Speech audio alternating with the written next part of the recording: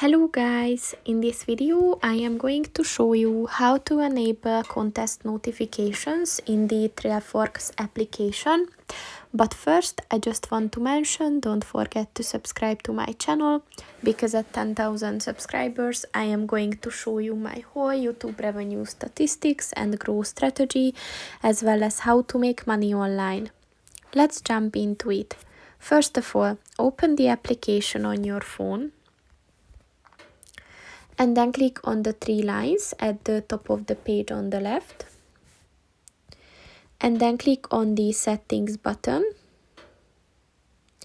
And then click on the notifications button. And at the app notifications section, look for the contest notifications button. And in order to enable it, click on the white circle next to it. And click on the allow notifications button. And once it turns green, the notifications are on. So that's pretty much it for this video, guys. See you in the next one. Goodbye.